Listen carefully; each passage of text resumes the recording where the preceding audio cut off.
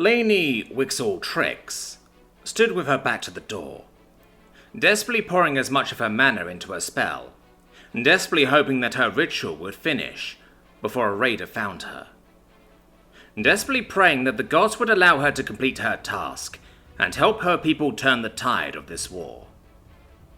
Then, the magic circle, she had drawn in her own blood and with expensive resources, whose cost would have collapsed other lesser nations, started to glow and glow, its light getting there blinding. She had done it.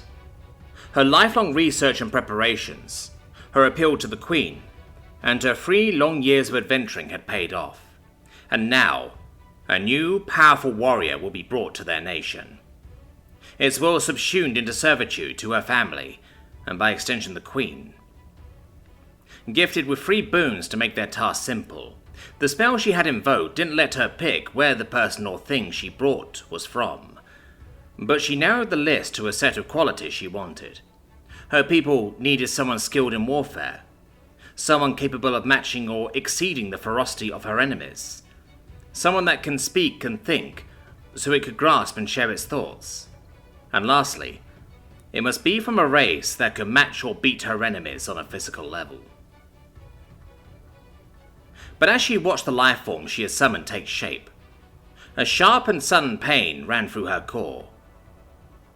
Glancing down to see why she felt it, she saw the upper end of Chiantic's longsword protruding out from her abdomen. Letting out a gasp, as her mind realized what had happened, she grit her teeth, and kept her focus on the spell, even as her eyes watered at the pain, and she heard the growling rumble of the Chiantics behind her as it spoke.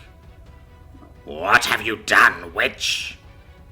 the Chiantic said as he pulled the blade free, making her fall to her knees, as she no longer felt her legs. Liani kept focus. She needed a few more seconds and looked over her shoulder with a glare and a wide grin. "I have summoned something you can't beat.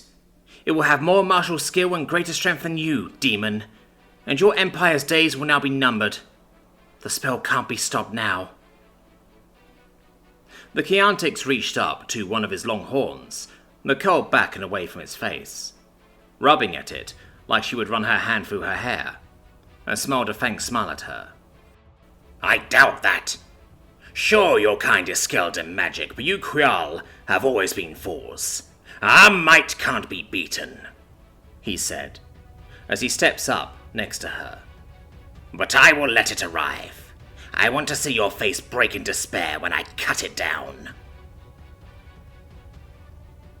The form was complete, as it was gifted its first boon she had placed, gifting it the equipment it believed was needed for warfare. But it was gifted clothes like that of a workman.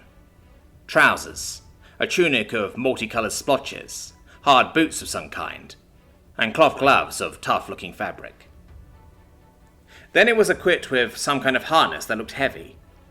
The front had a series of pouches and pockets, then a helmet that was no better than the guard kettle helm formed over his head.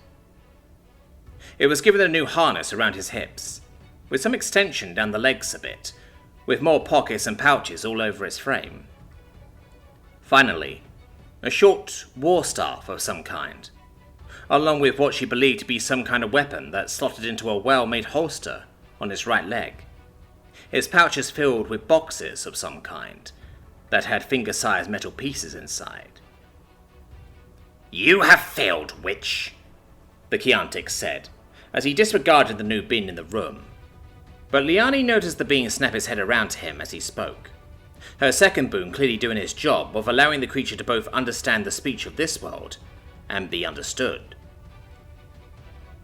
It let off a speech that was not guttural or too odd, clearly a defined language of the thinking creature, and she understood it had asked what had happened, a question as to its purpose, and Liani had her chance.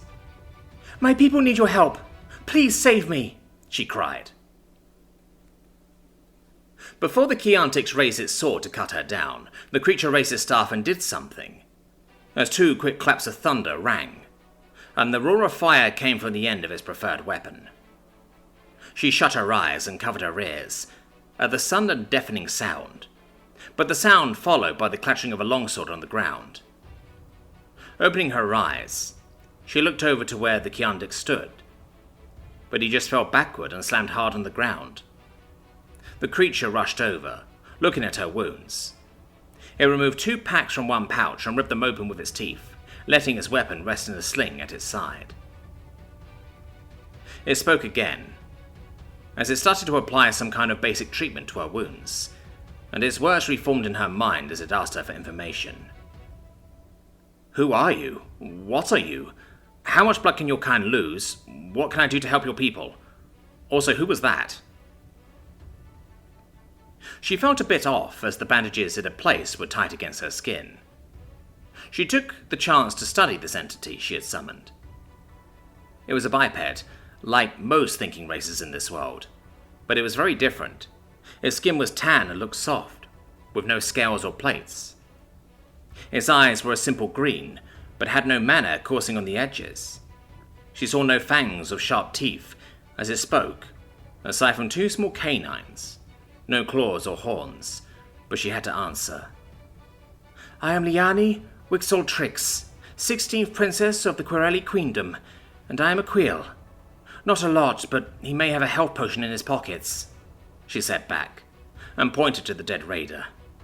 "My nation is at war with his, and we are losing.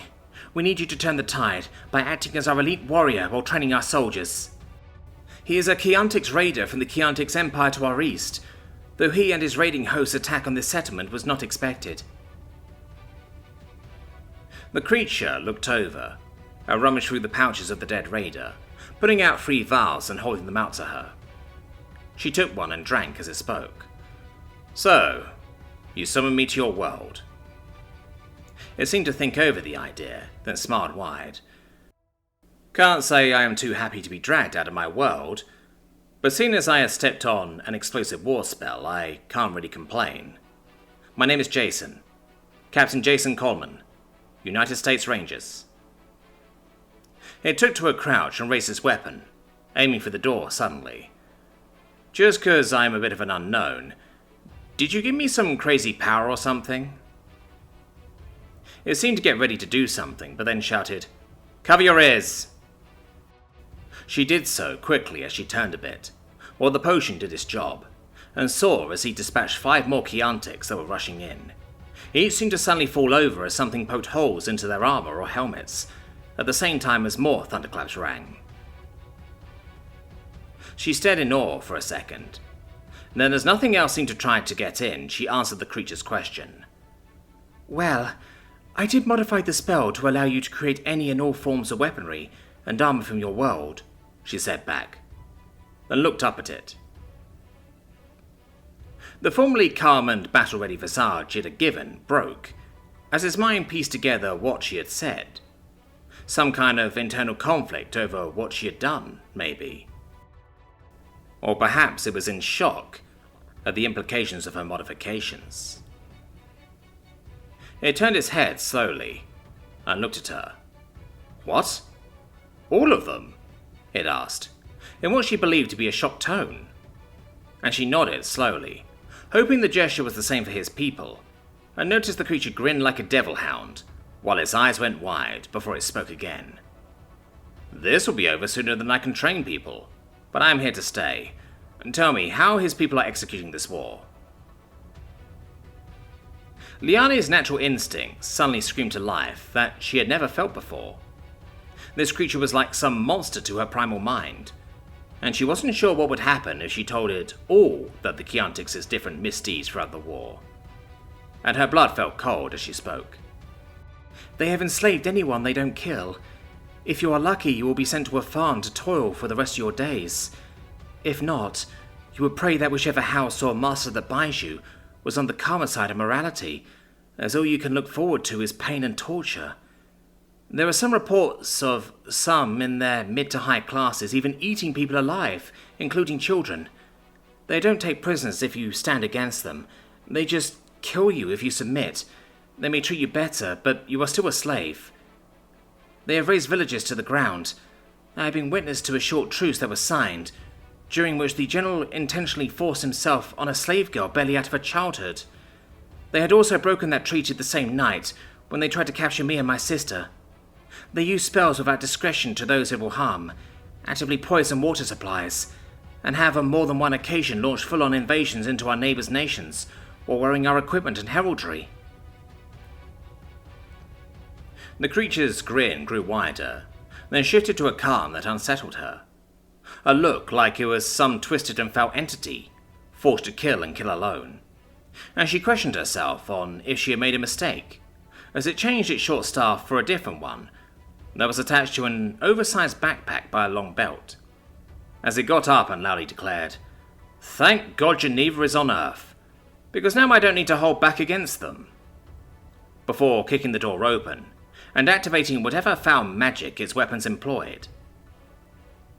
The sound that followed haunted her even to this day.